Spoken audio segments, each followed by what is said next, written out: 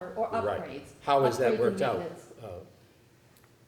It's kind of like, it's like an educated guess, to tell you the truth, because you don't really know. And, you know, I try to cover what I can around December, January, I look at what's left over, and I say, okay, you have this much left over, why don't we buy new memory for all the older computers to boost them up? So it's kind of like a floating maintenance account that, you know, we try to keep everything upgraded as best we can and running. But it's hard to say. It's like taking care of your automobile. Sometimes you don't know if something happens, and then everything's running good, so maybe you go in for a tune-up and pay some extra money for your tune-up to keep everything going. So it's kind of an annual account that I have to take care of that. Things that aren't covered by warranties. Yep. Because eventually the warranties, you know, they're only 3 years, and Sure. things last in 5, 6 years, so. I guess my question, the vast majority of the kids seem to be taken care. So, I mean, yes, they are. You know, they all signed a great contract, and so far. They don't go to Madrid if Yes. if they, Know about the care, about what their ownership is with these Chromebooks. And the parents signed it too. And it's on the website, but it's a good contract because it basically works like a textbook. If students give a textbook, they lose it, they pay for it. We knock it down 20% per year on what the payback would be. So if they lose a Chromebook year 2, it's not worth the same as if they lose it year 1. If we have to send it to in for repair, which we've had 50 out of the 620 that we've handed out, 50 have come back for repair, which have been sent to HP. And we call them, if this is broken, how much does it cost? We don't know yet. So we're starting to learn, you know, what they're charging us for, what they're not charging us. Out of the 50 broken Chromebooks. Yeah.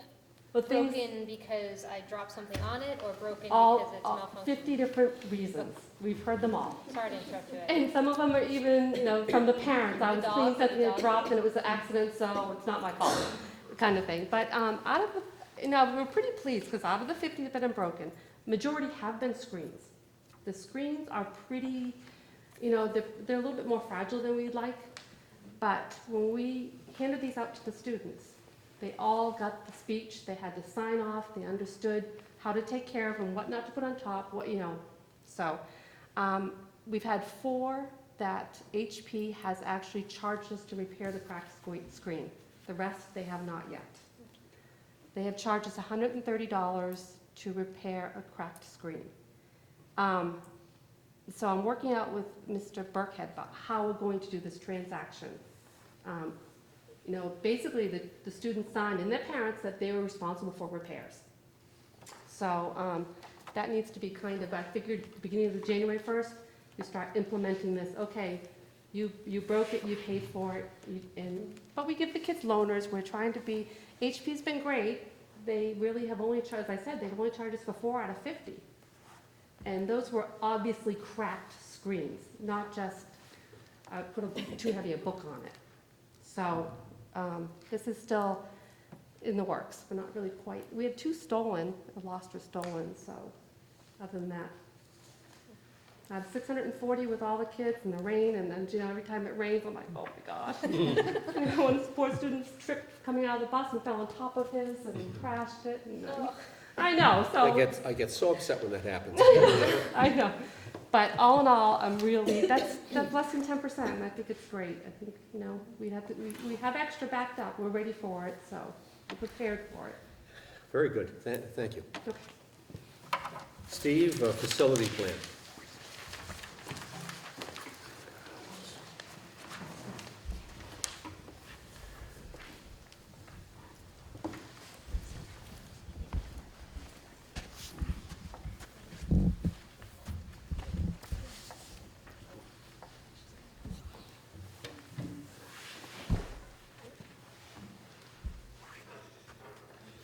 And now for the presentation on the roofs. Are there any That was questions? discovered yesterday.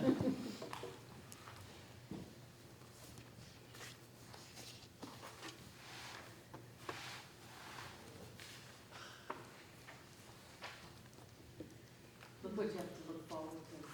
Oh, look, you're almost done. Here we go. So Steve, I just put a slide for each one of the. Each building? Pardon me? Each building as we Yeah. go through? Yeah.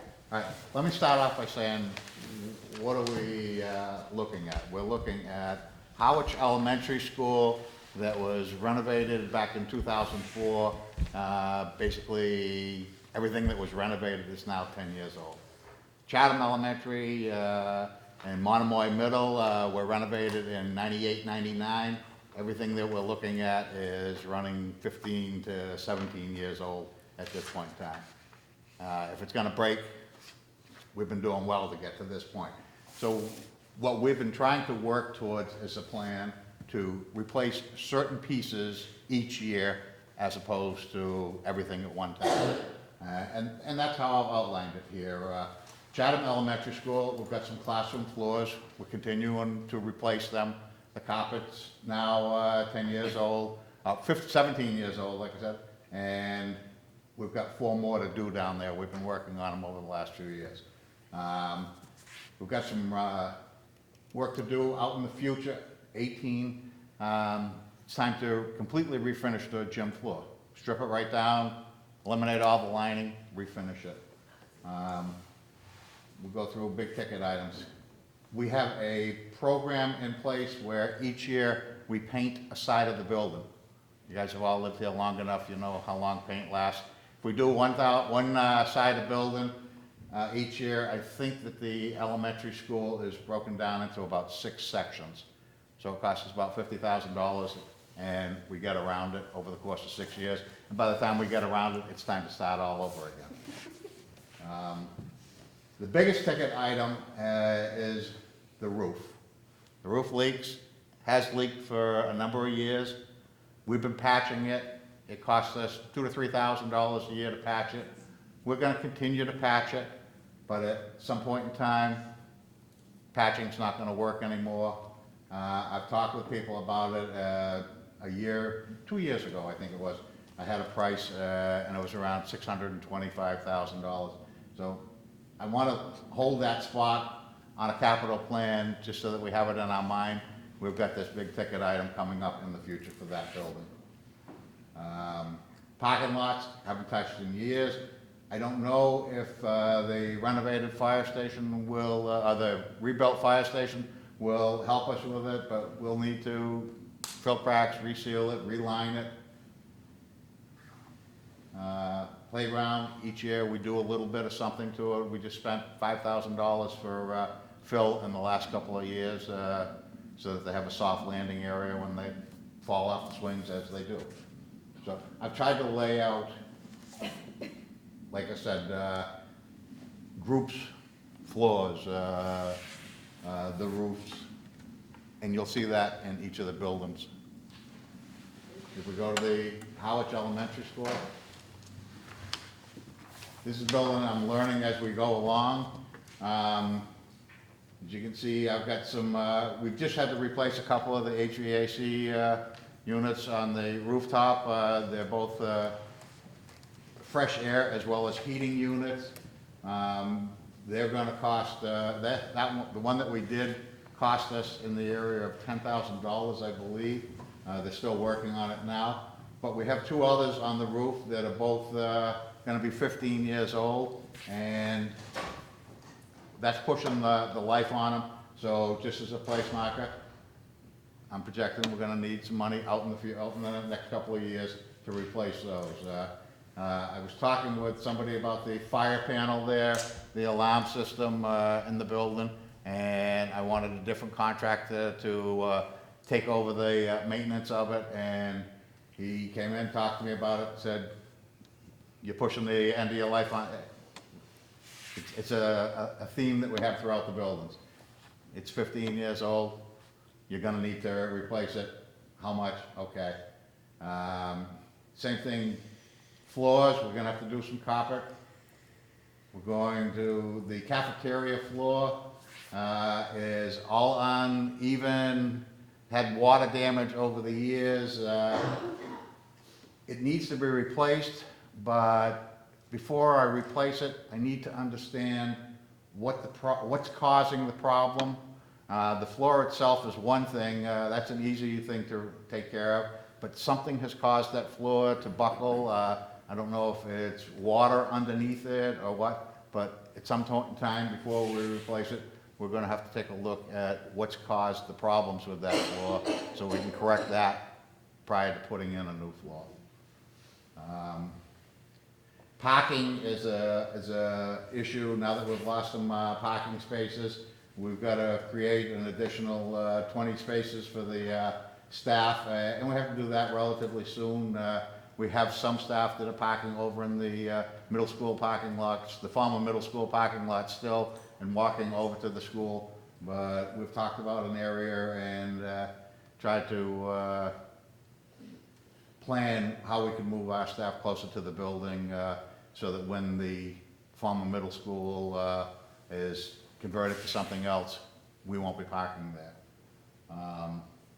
I can't comment on the roof there at this point in time. It's pretty much a flat roof. I've got to learn more about it. A couple of minor leaks with it that we've had, but those are things that we can handle ourselves at this point in time until I learn more about it.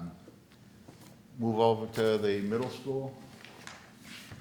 Middle school, got the same things, you know, you've got your paint, you've got your floors, you've got to do, but what we've found since we've moved into it is we've got some rooms that we've got to repurpose and make them fit as classrooms.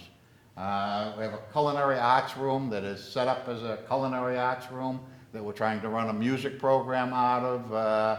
It still has stovetop ranges in it, sinks and counters, and we've got to be able to peel all that stuff out of there and build it, turn it back into a classroom. We've got the former middle school principal's office that we've got some work to do to, we want to convert that into a useful space. And that's going to involve knocking out some walls, recarpeting.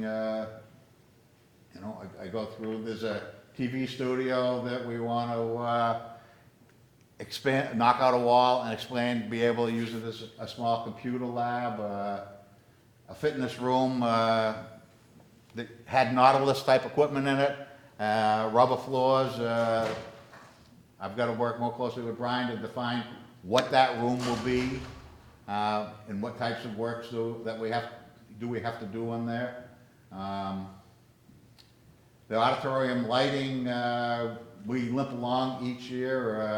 I think there's better technology out there. I hope to learn more as I go through this building with the lighting system we have here and be able to do some things to upgrade that lighting. We spend a lot of money each year just replacing light bulbs. They heat up, and there's got to be better technology than what there was 17 years ago. I constantly keep an eye on the tennis courts. We had them done, I'm thinking, I don't think I have a number. I think it was about 6 years ago. We completely dug up the lower 6 tennis courts and had them completely done. We're on a maintenance plan where they come in and they repaint them or they patch them, but we have to keep an eye on them at all times. Big ticket item here again is the roof. The roof leaks. Spots where the roof is buckling as a result of 20 years ago it was nailed into thin air and the plywood has separated. We are fortunate that we have Dave Devlin and Cliff, the new guy, both experienced roofers, and they get up there for us and do some patchwork. You know, but that's how we've been covering it. It's on the horizon, and at the same time, I had a price tag put for the elementary school in Chatham. I had an estimate given to me for that school, and it's a big figure. It's $1 million. You know, so keep that in the back of your mind. It's not tomorrow, but it's coming. We might make it. We might make it 5 years, 6 years. We might make it 3 years. And I think there's things that we can do with roofs as far as getting money from the state to help us with those costs of it. I don't know how it ties in with the money that we got from the state to make this school. I don't know if that complicates it. I don't know enough about it at this point in time. I'd like to take a look at The driveway going across the back of it, we had that put in 2 years ago. That was a bus route, but we're now having the buses come across the front of the school with 450 middle school students instead of high school students that drive their own cars. We need a larger queuing area for parents to come and pick up their kids. And at the same time, we need to be able to get around them. So the single lane road that we put out there, I have to take a look at that and see what it would take to convert that into 2 lanes so that we can get around them in the event of an emergency or just to keep traffic flowing. Parking lots and things like that need repair work, be it lines, be it sealer. I don't think we need to dig up anything completely and replace it at this point in time. But if we don't keep up with these things, the bigger bills come. So I think we've been trying to keep up with things as we go along. I haven't put anything together about the high school because I don't have to at this point in time.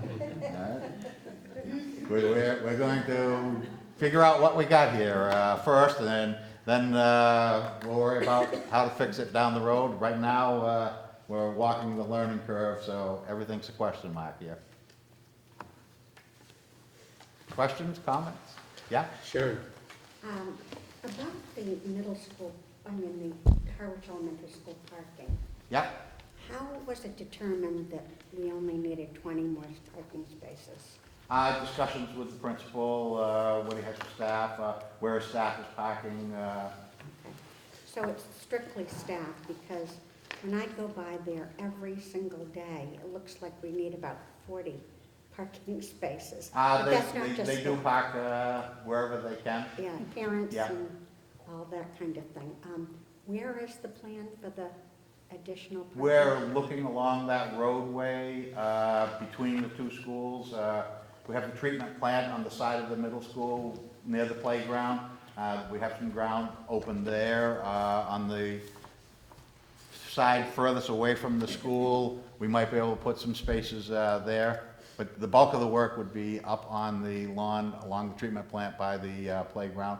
We'd have to It's on clean the- out a couple of It's on trees. the diagram, we've been using it for repurposing meetings. So, in that case, we'd also need a fence to make sure no children went into that area where there'd be cars, is that right? I would think that we would, we don't have fences at the other school. I don't know. It would be something that we'd have to consider.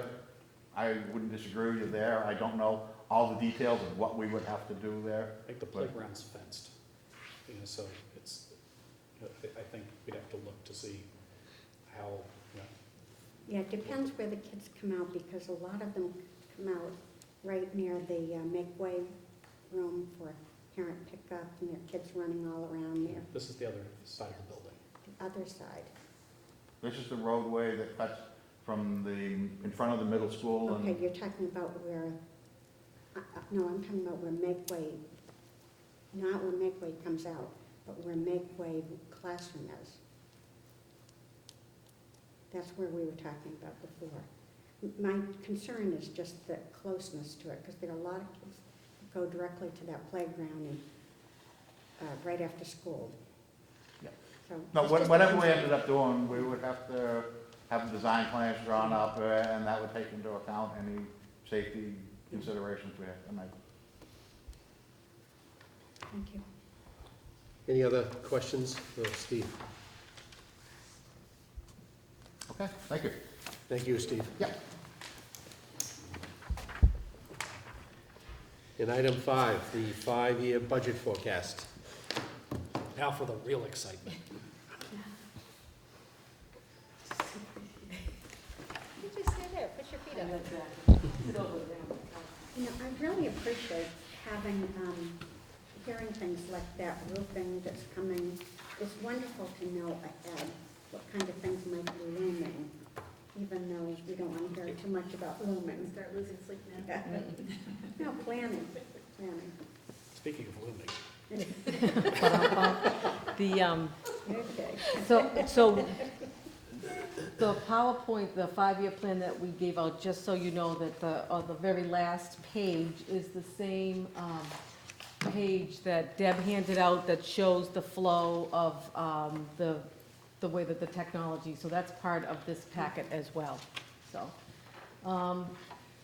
So we're working on the draft five-year plan, and it's good to look ahead, but, I say that with caution, because 5 years is a long way away, and a lot can happen between now and 5 years. And I did just say to Carla, listening to Steve talk, it's sort of like, what it reminded me of is if Howard Public Schools and Chatham Public Schools, like, that we were renters, and now we've bought a home, and we're figuring out all the costs that are associated with being a homeowner, so, let the joys. So, I sent out an just a request. I belong to a listserv of the business managers, and I sent it out to the regional school district business managers, asking them, what is your current percent of your E&D, because there's been some discussion about that. And do you have a policy about, how you use your E&D? And most of the districts don't have a policy. They, of course, are aware that you can only keep 5%. You can't exceed 5% of your operating and capital budget, otherwise it gets returned back to the town.